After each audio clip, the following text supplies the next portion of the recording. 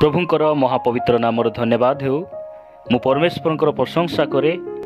प्रभु अनुग्रह करी आपण मानक मते पुनर्बार गोटे सुंदर अवकाश देइछंती तांकर वाक्य को शिक्षा लाभ करिबा पाए। आम्भ मानक परमेश्वर जीवित परमेश्वर अटंती। से दिन प्रतिदिन ताहांकर वाक्य द्वारा से कथा होउछंती, कारण से कथा कहिबा परमेश्वर अटंती। मु प्रभु को धन्यवाद दिए। आजिर सेवा कार्य प्रभु जीशु ख्रीष्टंकर पवित्र नाम रे आपण समस्त को स्वागत जनाए। आज आमे आउ एक नूतन प्रसंग उपरे अल्प समय परमेश्वर वाक्य कथबार्ता हेबा। आजिर प्रसंग हैला ख्रीष्ट विश्वासी निमंते प्रार्थना कहीं आवश्यक। जड़े ख्रीष्ट विश्वासी निमंते प्रार्थनार आवश्यक कहीं यही प्रसंग उपरे आमे अल्प समय परमेश्वर वाक्य कथबार्ता हेबा। प्रथम विषयटी आमे देखिबा परमेश्वर वाक्य लुकलिखित सुसमाचार 6 अध्याय 12 पद पढ़िबा। एठारे ए प्रकार लिखा जाए, सही समय रे से दिने प्रार्थना करिबा निमंते पर्वत को बाहरी जाई ईश्वरଙ୍କ निकटरे प्रार्थना करू करू समस्त रात्रि जापन कले। प्रभु जीशु ख्रीष्ट जेतेबेले एही पृथ्वी पृष्ठरे थिले, से परमेश्वर निकटरे प्रार्थना करू करू संपूर्ण रात्रि को से जापन करुथिले बा संपूर्ण रात्रि परमेश्वर निकटरे प्रार्थना करू करू से बिताउथिले। अनेक समय मनुष्य मानक सहित से कथबार्ता करुथिले, सहभागिता करुथिले। आउ रात्रि समय परमेश्वर निकटरे से सहभागिता करुथिले। प्रार्थना प्रभु जीशु ख्रीष्ट को कहीं आवश्यक पड़ुथिला ना, से जेपरी परमेश्वर पिता सहित सहभागिता करिवे, तांको सहित से जेपरी कथबार्ता हेबे, एतिपाई प्रार्थनार आवश्यक पड़ुथिला। जदि आपण माने आद्य मंडली रे देखिबे प्रेरित पुस्तक 2 अध्याय 42 पदरे ए प्रकार लिखा जाउछि, से माने प्रेरित मानकर शिक्षारे, सहभागितारे, रोटी भांगिबारे और प्रार्थना करिबारे निविष्ट चित्त होई रहिले। जदि आपण माने मो सहित प्रथम कोरिन्थियो 1 अध्याय 9 पदरे जदि देखिबे ए प्रकार लिखा जाए, ईश्वर विश्वास्य जहांको द्वारा तुम्भे माने ताहांक पुत्र जीशु ख्रीष्ट आम्भ मानक प्रभुंकर सहभागिता निमंते आहूत होइछ। एठी लिखा जाए, प्रभुंकर सहभागिता निमंते आम्भे माने आहूत होइछु। आमे केमिति प्रभुंक सहित सहभागिता करू? प्रभुंक सहित सहभागिता करिबा पाई प्रार्थनार आवश्यक आमानकु पड़े। जेपरी कथा हेबा पाई मुखर आवश्यक, जेपरी देखिबा पाई चक्षुर आवश्यक, जेपरी सुनिबा पाई कर्णर आवश्यक, सेही परी परमेश्वर सहित सहभागिता करिबाकु हेले प्रार्थनार आवश्यक रहिछि। जदि पुरातन नियमर जड़े भक्त दानिएल प्रभु भयकारी जड़े दानिएल प्रभुंकर सेवकों जीवन देखिबे, से जो समय राजान अधीन से काम करुछंती, से जगतर बड़ दायित्व से पाइछंती।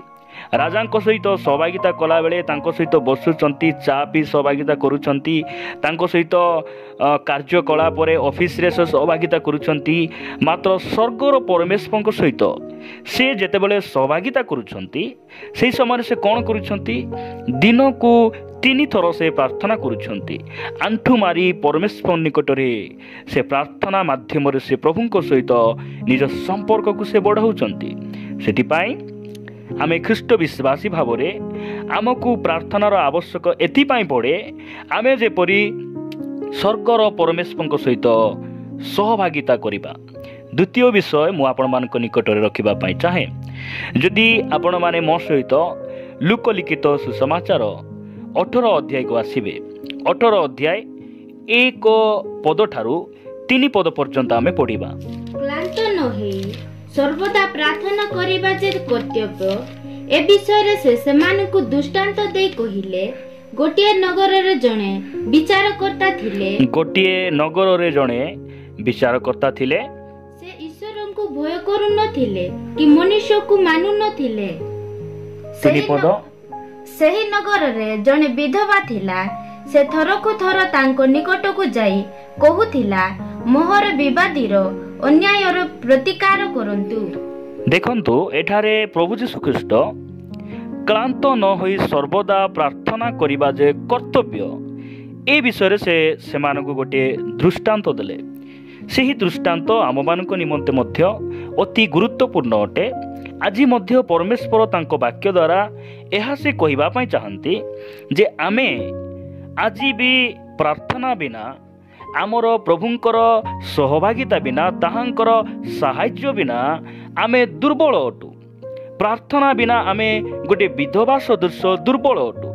ବିଧବା ମାନଙ୍କର ବାୟୋଗ୍ରାଫି, ସେମାନଙ୍କର ବ୍ୟାକଗ୍ରାଉଣ୍ଡ ଯଦି ଆପଣମାନେ ଦେଖିବେ ଯେ ବିଧବା ମାନେ ନିଃସହାୟ ଅଟନ୍ତି, ଆଉ ସେମାନେ ଶାସନକର୍ତ୍ତାମାନଙ୍କର ସାହାଯ୍ୟ ନିଅନ୍ତି। ଗ୍ରାମର ମୁଖ୍ୟ ଭଦ୍ର ବ୍ୟକ୍ତିମାନଙ୍କର, ପ୍ରତିଷ୍ଠିତ ବ୍ୟକ୍ତିମାନଙ୍କର ସାହାଯ୍ୟ ନିଅନ୍ତି। ଠିକ୍ ସେହିପରି ଆମ୍ଭେମାନେ ମଧ୍ୟ ଦୁର୍ବଳ। ପ୍ରାର୍ଥନା କାହିଁକି ଆବଶ୍ୟକ ରହିଛି? ଯେ ଜଣେ ବ୍ୟକ୍ତି ଯେ ଦୁର୍ବଳ, ସେହି ଦୁର୍ବଳ ବ୍ୟକ୍ତି ନିମନ୍ତେ ପ୍ରାର୍ଥନାର ଆବଶ୍ୟକ ରହିଛି। ସେଥିପାଇଁ ସେ ବିଧବା ସେ କ'ଣ କରିବ? ଯେ ସେହି ଶାସନକର୍ତ୍ତା ପାଖରେ ନ ଯାଇ ତାଙ୍କର ସାହାଯ୍ୟ ନ ମାଗି ସେ ରହିପାରୁନାହାନ୍ତି। ସେ ଥରକୁ ଥର, 3 ପଦ ଲେଖାଯାଏ, ସେ ଥରକୁ ଥର ତାଙ୍କ ନିକଟକୁ ଯାଇ କହୁଥିଲା, ମୋହର ବିବାଦୀର ଅନ୍ୟାୟର ପ୍ରତିକାର କରନ୍ତୁ। ପ୍ରିୟମାନେ, ଆମ୍ଭମାନଙ୍କୁ ବଳ ପାଇବା ପାଇଁ, ଶକ୍ତି ପାଇବା ପାଇଁ ପ୍ରାର୍ଥନାର ଆବଶ୍ୟକ ରହିଛି। ଆଜି ଅନେକ ଭାଇ ଭଉଣୀମାନେ ଯେତେବେଳେ ପ୍ରଥମେ ପ୍ରଭୁଙ୍କ ନିକଟରେ ଆସିଲେ, ସେମାନେ ଅତି ଆନନ୍ଦରେ, ଅତି ଖୁସିରେ ଆଣ୍ଠୁ ମାରି ପ୍ରଭୁଙ୍କ ନିକଟରେ ଘଣ୍ଟା ଘଣ୍ଟା ଆରାଧନା କଲେ ମଧ୍ୟ ସେମାନଙ୍କୁ 2-3 ମିନିଟ୍ 5 ମିନିଟ୍ ଭଳି ଲାଗୁଥିଲା। ମାତ୍ର ଏହି ଦିନମାନଙ୍କରେ ମୁଁ ଅନେକଙ୍କୁ ଦେଖେ ସେମାନଙ୍କର ପ୍ରାର୍ଥନା ଜୀବନ କମିଯାଇଛି। ମୁଁ କାହାକୁ ନିନ୍ଦା କରିବା ପାଇଁ, ମୁଁ କାହାକୁ ଆକ୍ଷେପ କରିବା ପାଇଁ ମୁଁ ଏ କଥା କହୁନାହିଁ। ଏହି କଥା ଆପଣମାନଙ୍କୁ ଭଲ ଲାଗି ନପାରେ। ପ୍ରିୟମାନେ, କାହାକୁ ଯେ ଭଲ ଲାଗୁ, କିଏ ଯେ ପସନ୍ଦ କରନ୍ତୁ, ଏଥିପାଇଁ ମୁଁ ଏହି ପ୍ରସଙ୍ଗ ପ୍ରସ୍ତୁତ କରୁନାହିଁ। କିନ୍ତୁ ପରମେଶ୍ୱର ତାହାଙ୍କର ବାକ୍ୟରେ ଯେଉଁ ସତ୍ୟତା ପ୍ରକାଶ କରିଛନ୍ତି, ତାହାଙ୍କର ବାକ୍ୟରେ ସେ ଯେଉଁସବୁ ବିଷୟ ଆମ ପାଇଁ ଅତି ଜରୁରୀ ଅଟେ, ସେହିସବୁ ବିଷୟ ସେ ଆମମାନଙ୍କୁ ଲେଖିକିନା ଦେଇଛନ୍ତି। ଏହା ମୁଁ ଆପଣମାନଙ୍କୁ କହିବା ପାଇଁ ଚାହେଁ ଯେ ଆଜି ଅନେକ ପ୍ରାର୍ଥନାରେ ଦୁର୍ବଳ, ଅନେକ ଛୋଟ ଛୋଟ ବିଷୟରେ ପଡ଼ିଯାଆନ୍ତି। କାହିଁକି? ପ୍ରାର୍ଥନାରେ ସେମାନେ ପ୍ରଭୁଙ୍କ ନିକଟରେ ସମୟ ବିତାନ୍ତି ନାହିଁ। ପ୍ରିୟମାନେ, ଆମକୁ ବଳ ପାଇବା ପାଇଁ, ଶକ୍ତି ପାଇବା ପାଇଁ ପ୍ରାର୍ଥନାର ଆବଶ୍ୟକ ରହିଛି। ପ୍ରଭୁ ଯୀଶୁଖ୍ରୀଷ୍ଟ ଜଣେ ବିଧବାର ଉଦାହରଣ ଦେଇ ସେ ଆମ୍ଭମାନଙ୍କୁ କହିବା ପାଇଁ ଚାହାନ୍ତି, ତୁମ୍ଭେ ଯଦି ବଳ ପାଇବ ଶାସନକର୍ତ୍ତା ନିକଟକୁ, ଅର୍ଥାତ୍ ଆମର ଶାସନକର୍ତ୍ତା, ଆମର ଯେଉଁ ଅସୁବିଧାର ସମାଧାନକାରୀ, ଆମର ସମସ୍ୟାର ସମାଧାନକାରୀ ସେହି ପ୍ରଭୁ ଯୀଶୁଖ୍ରୀଷ୍ଟ, ତାହାଙ୍କ ନିକଟରେ ଆମେ ଏଥିପାଇଁ ପ୍ରାର୍ଥନା କରୁ ଯେ ଆମେ ଯେପରି ଆତ୍ମିକ ପୁରୁଷରେ, ଆମମାନଙ୍କର ଆତ୍ମିକ ଜୀବନରେ ଆମେ ଯେପରି ବଳ ପାଉ। ଯଦି ଆପଣମାନେ ପ୍ରେରିତ ପୁସ୍ତକ 1 ଅଧ୍ୟାୟ 14 ପଦ ପଢ଼ିବେ, ସେଠାରେ ଏ ପ୍ରକାର ଲେଖାଯାଉଛି, ଏମାନେ ସମସ୍ତେ ସ୍ତ୍ରୀ ଲୋକମାନଙ୍କ ସହିତ ଏବଂ ଯୀଶୁଙ୍କ ମାତା ମରିୟମ ଓ ତାଙ୍କ ଭାଇମାନଙ୍କ ସହିତ ଏକଚିତରେ ପ୍ରାର୍ଥନାରେ ନିବିଷ୍ଟ ହୋଇ ରହିଲେ। କାହିଁକି ନିବିଷ୍ଟ ହୋଇ ରହିଲେ? ଏମାନେ ସମସ୍ତେ, ମାନେ 120 ଜଣ ପ୍ରାର୍ଥନାରେ ନିବିଷ୍ଟ ଚିତ୍ତ ହୋଇ ରହିଲେ। କାହିଁକି ନିବିଷ୍ଟ ଚିତ୍ତ ହୋଇ ରହିଲେ? ପ୍ରଭୁ ଯୀଶୁଖ୍ରୀଷ୍ଟ ସେ ସ୍ୱର୍ଗକୁ ନୀତ ହେବା ପୂର୍ବରୁ 1 ଅଧ୍ୟାୟ 8 ପଦରେ ସେ କହିଥିଲେ, କିନ୍ତୁ ପବିତ୍ର ଆତ୍ମା ତୁମମାନଙ୍କ ଉପରେ ଅବତୀର୍ଣ୍ଣ ହୁଅନ୍ତେ, ତୁମ୍ଭେମାନେ ଶକ୍ତି ପ୍ରାପ୍ତ ହେବ। ପ୍ରିୟମାନେ, ଶକ୍ତିର ଅପେକ୍ଷାରେ, କାରଣ ପ୍ରାର୍ଥନା ବିନା ଆମେ ଦୁର୍ବଳ ଅଟୁ। ସେମାନେ ଏକଚିତ୍ତରେ, ସେମାନେ ଏକାଗ୍ର ଭାବରେ 120 ଜଣ ପ୍ରାର୍ଥନାରେ ନିବିଷ୍ଟ ଚିତ୍ତ ହୋଇ ରହିଲେ। ତାପରେ ଯଦି 2 ପର୍ବ ପରେ ପରେ ଆପଣ ଦେଖିବେ 4 ପଦରେ କ'ଣ ବୋଲି ଲେଖାଯାଉଛି, ସେଥିରେ ସମସ୍ତେ ପବିତ୍ର ଆତ୍ମାରେ ପରିପୂର୍ଣ୍ଣ ହେଲେ। ସେଥିରେ ସମସ୍ତେ କ'ଣ ହେଲେ? ପବିତ୍ର ଆତ୍ମାରେ ପରିପୂର୍ଣ୍ଣ ହେଲେ। ପବିତ୍ର ଆତ୍ମାରେ ପରିପୂର୍ଣ୍ଣ ହେଲା ପରେ ପରେ ତାଙ୍କର ଜୀବନର ପ୍ରତିକ୍ରିୟା ଆପଣମାନେ ପରେ ପରେ ଦେଖିବେ। ଲେଖାଯାଏ, ପୁଣି ଆତ୍ମା ସେମାନଙ୍କୁ ଯେପରି କହିବାକୁ ଶକ୍ତି ଦେଲେ, तदनुसारे सेमाने अन्यान्य भाषारे कथा कहिबाकु लागिले। प्रभुଙ୍କ नामର ପ୍ରଶଂସା ହେଉ। ସେମାନେ ଯେତେବେଳେ ପବିତ୍ର ଆତ୍ମାରେ ପୂର୍ଣ୍ଣ ହେଇଗଲେ ସେହି ସମୟରେ ସେମାନେ ନିଜ ଇଚ୍ଛାରେ କଥାବାର୍ତ୍ତା କରୁନାହାନ୍ତି, ନିଜେ ଯୋଉଟା ଚାହିଁଲେ ମଧ୍ୟ ସେ କହିପାରୁନାହାନ୍ତି। କାହିଁକି? ସେମାନେ ଶକ୍ତି ପାଇଛନ୍ତି, ବଳ ପାଇଛନ୍ତି। ସେଥିପାଇଁ ପ୍ରାର୍ଥନା ଆମକୁ ଏଥିପାଇଁ ଦରକାର ଅଛି, ଆମେ ଯେପରି ଶକ୍ତି ପାଉ, ବଳ ପାଉ। କି ପ୍ରକାର ଶକ୍ତି? ଶତ୍ରୁକୁ କ୍ଷମା ଦେବାର ଶକ୍ତି, କ୍ଷତି ସହ୍ୟ କରିବାର ଶକ୍ତି, ବିଭିନ୍ନ ପ୍ରକାର ମଦ ମଇଳା ଭାଷାରୁ ଆମେ ସେଠୁ ମୁକ୍ତ ହେବାର ଶକ୍ତି, ଆମେ ଆମମାନଙ୍କର ଆଚାର ବ୍ୟବହାରକୁ ସୁଧାରିବାର ଶକ୍ତି ପାଇବାକୁ ହେଲେ ଆମକୁ ପ୍ରାର୍ଥନାର ଆବଶ୍ୟକ ରହିଛି। ସାଧୁ ପାଉଲ ଏଫିସିଓ ମଣ୍ଡଳୀକୁ ସେ କ'ଣ ବୋଲି ଲେଖନ୍ତି? ଏଫିସିଓ ଯଦି ଆମେ 3 ଅଧ୍ୟାୟ, ଏଫିସିଓ 3 ଅଧ୍ୟାୟ 3 ଅଧ୍ୟାୟ 15 ଆଉ 16 ପଦରେ ଏ ପ୍ରକାର ଲେଖାଯାଉଛି। କ'ଣ ବୋଲି ଲେଖାଯାଏ? ତାହାଙ୍କ ଛାମୁରେ ମୁଁ ଜାନୁ ପାତି ପ୍ରାର୍ଥନା କରୁଅଛି। କାହିଁକି ପ୍ରାର୍ଥନା କରୁଅଛି? ତାହାଙ୍କ ଛାମୁରେ ମୁଁ ଜାନୁ ପାତି, ମାନେ ଆଣ୍ଠୁ ମାରି ପ୍ରାର୍ଥନା କରୁଅଛି। କାହିଁକି ପ୍ରାର୍ଥନା କରୁଅଛି? ଯେପରି ସେ ଆପଣା ଗୌରବ ରୂପ ନିଧି ଅନୁସାରେ ଆପଣା ଆତ୍ମାଙ୍କ ଦ୍ୱାରା ତୁମମାନଙ୍କୁ ଆନ୍ତରିକ ପୁରୁଷରେ ଶକ୍ତି ପ୍ରାପ୍ତ ହୋଇ ବଳବାନ ଦେବାକୁ ଦିଅନ୍ତି। ଏଠି ଏମିତି ଲେଖାଯାଉଛି, ଆପଣା ଆତ୍ମାଙ୍କ ଦ୍ୱାରା ତୁମ୍ଭମାନଙ୍କୁ ଆନ୍ତରିକ ପୁରୁଷରେ ଶକ୍ତି ପ୍ରାପ୍ତ ହୋଇ ବଳବାନ ହେବାକୁ ଦିଅନ୍ତି। ଆନ୍ତରିକ ପୁରୁଷ ବଳବାନ ହେବା ପାଇଁ, ଆନ୍ତରିକ ପୁରୁଷରେ ଆମେ ସାହସ ପାଇବା ପାଇଁ, ଆତ୍ମାଙ୍କର ଅଭିଷେକ ପାଇବା ପାଇଁ ଆମେ ପ୍ରଭୁଙ୍କ ନିକଟରେ ପ୍ରାର୍ଥନା କରିବା ଆବଶ୍ୟକ ରହିଛି। ପ୍ରଭୁଙ୍କ ନିକଟରେ ଆଣ୍ଠୁରେ ଆମେ ସମୟ ବିତାଇବାର ଆବଶ୍ୟକ ରହିଛି। ପ୍ରିୟମାନେ, ପ୍ରଭୁଙ୍କ ନାମର ପ୍ରଶଂସା ହେଉ। ଆପଣ ପ୍ରଭୁଙ୍କ ନିକଟରେ ଆଣ୍ଠୁ ମାରନ୍ତି କି? ଆପଣ ପ୍ରଭୁଙ୍କ ନିକଟରେ ବଳ ପାଇବା ପାଇଁ, ଶକ୍ତି ପାଇବା ପାଇଁ ଆପଣ ଅପେକ୍ଷାରେ ଅଛନ୍ତି କି? ପ୍ରଭୁଙ୍କର ବାକ୍ୟ କହେ, ଯେଉଁମାନେ ସଦା ପ୍ରଭୁଙ୍କର ଅପେକ୍ଷା କରନ୍ତି ସେମାନେ ନୂଆ ନୂଆ ବଳ ପାଇବେ, ନୂଆ ନୂଆ ଶକ୍ତି ପାଇବେ। ଆଉ ସେଇ ଶକ୍ତି, ସେଇ ବଳ এই ଦୁନିଆର ସମସ୍ତ ଶକ୍ତି ଠାରୁ ମଧ୍ୟ ମହାନ ଅଟେ। ପ୍ରିୟ ପ୍ରଭୁଙ୍କ ଲୋକମାନେ, ପ୍ରଭୁଙ୍କ ନାମର ସ୍ତୁତି ହେଉ, ତାହାଙ୍କ ନାମର ପ୍ରଶଂସା ହେଉ। ମୁଁ ଆପଣମାନଙ୍କ ନିକଟରେ ତୃତୀୟ ବିଷୟ ରଖିବା ପାଇଁ ଚାହେଁ। ତୃତୀୟ ବିଷୟ ଆପଣମାନେ ଦେଖିବେ ମାଥିଉ ଲିଖିତ ସୁସମାଚାର 7 ଅଧ୍ୟାୟ 7 ପଦ। ଆମମାନଙ୍କର ଅତି ସୁପରିଚିତ ବାକ୍ୟ ମାଥିଉ 7:7। ମାଗ ସେଥିରେ ତୁମମାନଙ୍କୁ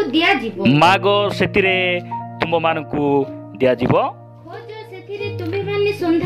ସନ୍ଧାନ ପାଇବ। ପ୍ରିୟ ମାନେ, ଏତିକି ଆପଣମାନେ ବୁଝୁଥିବେ ଯେ ପ୍ରାର୍ଥନା ଆମକୁ କାହିଁକି ଦରକାର ଅଛି।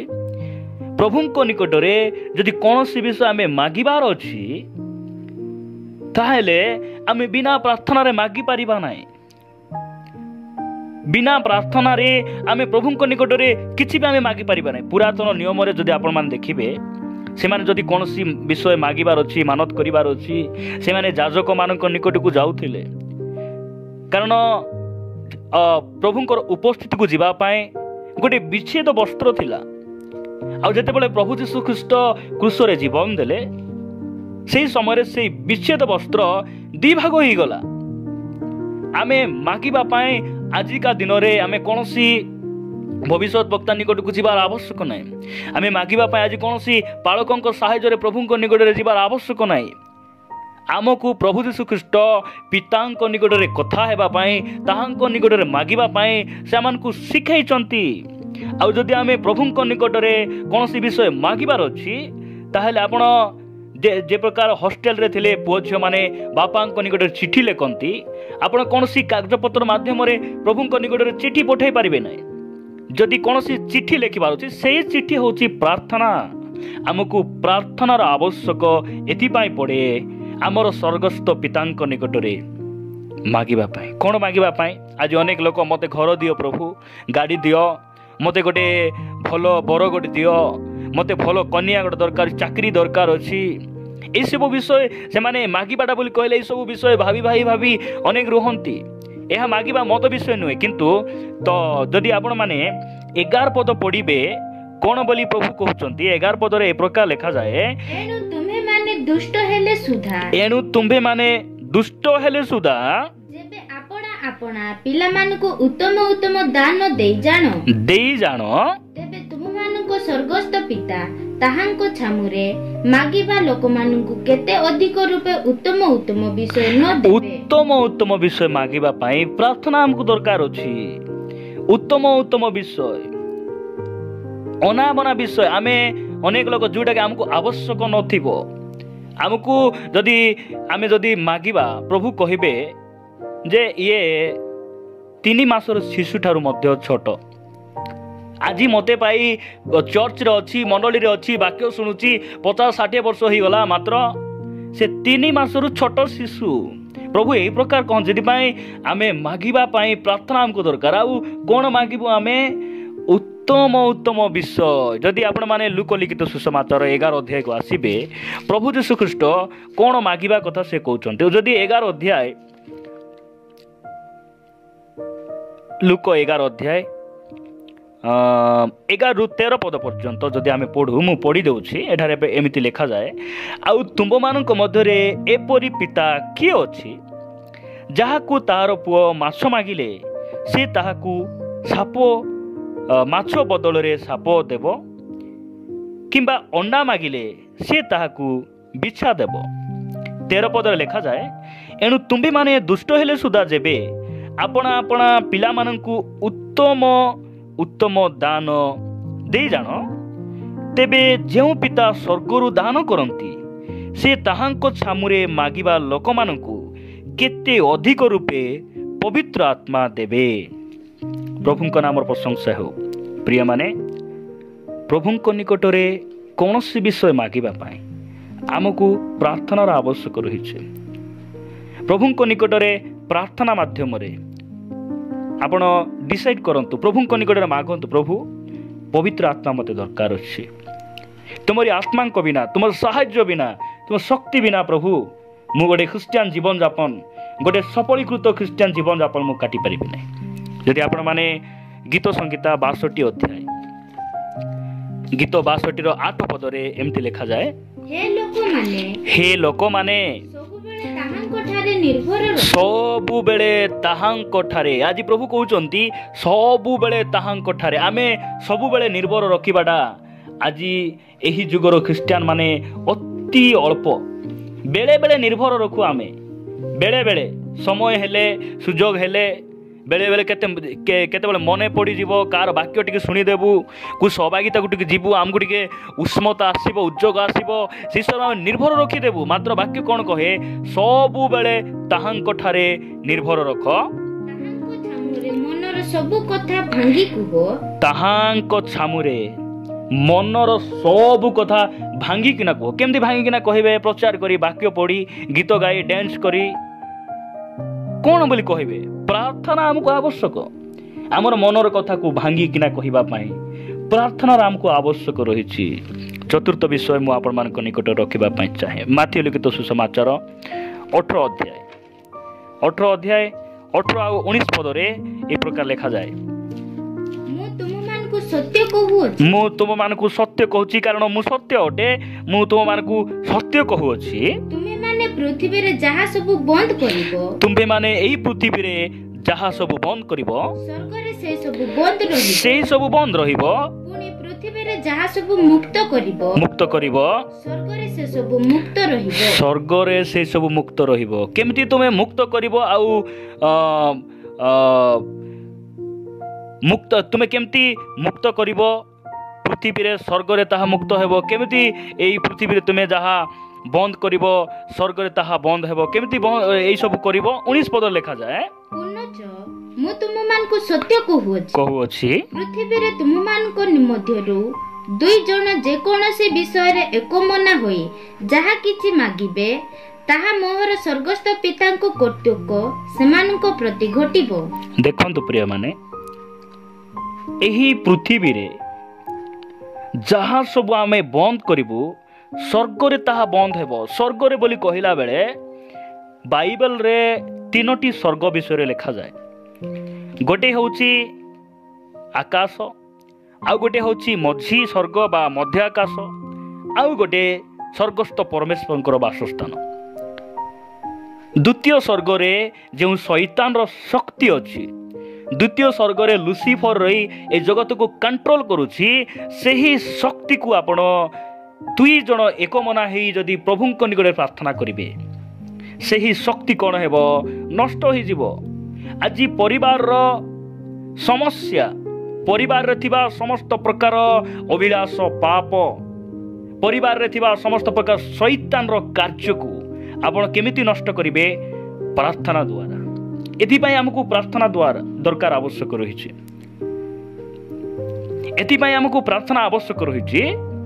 आमे जेपरि शैतान रो कार्य को नष्ट करिवु, शैतान रो कार्य को आमे विनाश करिवु, एहिथिपाई हमकु प्रार्थना आवश्यक रहिछि। शैतान कार्य को मारिया पाए आम गाँ गली रे अनेक अंधविश्वास लोक मैंने अच्छा जहाँ भूत लगी जाए से आमर जड़ा तैल जो गछ तैयारी हुए से गछ आणिकिना जहाँ भूत लगुच ताकू बाढ़ाती, एमिति बाढ़ई बाढ़ई देह जाक फुली जाए, मात्र से भूत ताठारु जाए नहीं। किंतु प्रभुंकर धन्यवाद हो, जीशुंक नाम रे जा बोली पदे कहीदेला क्षणी से भूत चित्कार करी बाहरी जाए। कारण प्रभु आमान को यही शक्ति आमान को देइचंती, दुनियार का को देई नाहंती, मात्र से जहां को बाछिचंती से विश्वासी मान को से अधिकार देइचंती। प्रभु को नाम प्रशंसा हो। सेति पई शैतान परिवार रे कार्य करथिबा शैतान रो कार्य को बांधिबा पाए, नष्ट करिबा पाए हमको प्रार्थनार आवश्यक रहिछि। पुओ झियो मानकर जीवन अबाटरे जाउछि, से माने प्रभु ठार दूर को जाउछंती, आपण को प्रभु निकट से आनिबा पाए किछि करिबार आवश्यक नहीं। स्वामी स्त्री जदि एक मना ही आंठेबे प्रभु निकट प्रार्थना करेंगे, से समस्या किछि दिन भितर समाधान हेबो। एथिपाई हमको प्रार्थनार आवश्यक रही। जदि पंचम विषय आपण माने देखिबे, सही माथ्यू लिखित सुसमाचार 26 अध्याय 41 पदरे ए प्रकार लिखा जाए, मु पढ़ी देउछि। परीक्षा रे जेपरि न पड़, एथिपाई जागी रही प्रार्थना कर। आत्मा इच्छुक सत्य, मात्र शरीर दुर्बल। परीक्षा रे जेपरि न पड़ू, एथिपाई हमको प्रार्थना आवश्यक रही। माने प्रभु जीशु ख्रीष्ट यह कहू नाहंती तुमे एबे सुस्थ अछ, रोग न आसीबा पाई प्रार्थना कर, समस्या न आसीबा पाई प्रार्थना कर, पापरे जेमती न पड़िबो, पाप जेपरि तुम जीवन रे प्रलोभन न आसीबो, अभिलाष न आसीबो, सेति पाई प्रार्थना करे बोली से कहू नाहंती। से कहउचंती परीक्षा रे जेपरि न पड़, एति पाई प्रार्थना कर। आमे कोन प्रार्थना करिवु? प्रभु मते केबे रोग न आसु, प्रभु परीक्षा न आसु, एथिपाई प्रार्थना नहीं। मो जीवन रे परीक्षा आसीबो, दुख आसीबो, समस्या आसीबो, प्रभु मात्र ताकू हैंडल करिबा पाए तुमे मते बल दियो। मुई परीक्षा रे जेपरि पड़ी न जीवी, धन लोभ रे पड़ी न जीवी, बेविचार रे पड़ी न जीवी, मु जेपरि लांच नेबारे मु तत्पर न हेबी, सेथिपाई मते प्रार्थना आवश्यक रहिछि। आ प्रार्थना बिना ए सब प्रलोभन परीक्षारू मु उद्धार पाई पारिबि नै। जदि षष्ठ विषय आपण माने देखिबे, षष्ठ विषय गीत संगीता 119 पर्व, गीत 119 18 पदरे ए प्रकार लिखा जाए। तुम्हे मोर चक्षु प्रसन्न कर, तुम्हे मोर चक्षु प्रसन्न कर, तहिरे मु तुम व्यवस्थारु आश्चर्य विषय मान देखि पारिबी। केते सुंदर प्रार्थना प्रिय माने। तुम्हे मोर चक्षु को फिटाओ, प्रसन्न कर, कहीं तहिरे मु तुम व्यवस्थार आश्चर्य विषय मान देखि पारिबी। प्रिय प्रभु लोक माने परमेश्वर वाक्य रे अनेक गुप्त रहस्य मान रही, से सब विषय आमे बुझी पारिबा नहीं, किंतु आमे वाक्यर आश्चर्य विषय मान बुझिबा पाए प्रभु निकट रे प्रार्थना करिबार अछि। प्रभु तो वाक्यर अनेक गुडा विषय रही, मु बुझी पारु नाही, मात्र मते जोटा आवश्यक अछि तुमे ही बुझे पारिबो। तुमे मोर आखि को फिटाओ, तुमर वाक्यर प्रकाशन तुमे मते दियो। एही बोझ एटा बुझिबा पाए, प्रभुंक वाक्य शिखिबा पाए हमको प्रार्थनार आवश्यक अछि। जदि आपण माने 2 कोरिन्थियो 4:4 रे देखिबे, शैतान अनेकंकर चक्षु को से कोन करिछि?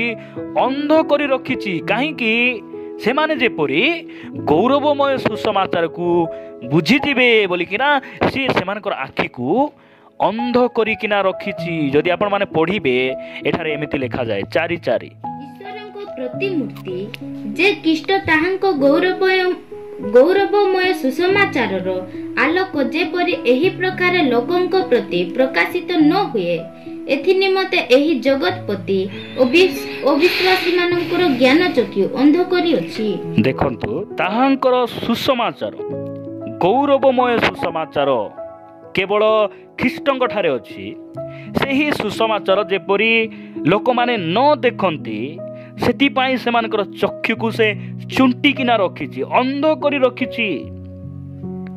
ଆଜି ବି ମଣ୍ଡଳୀରେ ରହି, ଆଜି ବି ପ୍ରଭୁ ଭୋଜ ଖାଇ, ବାକ୍ୟ ଶୁଣି, ବାପ୍ତିସ୍ମ ନେଇ ଅନେକଙ୍କର ଚକ୍ଷୁ ଅନ୍ଧ ଅଛି, ଅନ୍ଧ ମଣ୍ଡଳୀ ଅଛି, ଅନ୍ଧ ପାଳକମାନେ ଆଜି ବି ଅଛନ୍ତି। ମୋର ପ୍ରିୟମାନେ,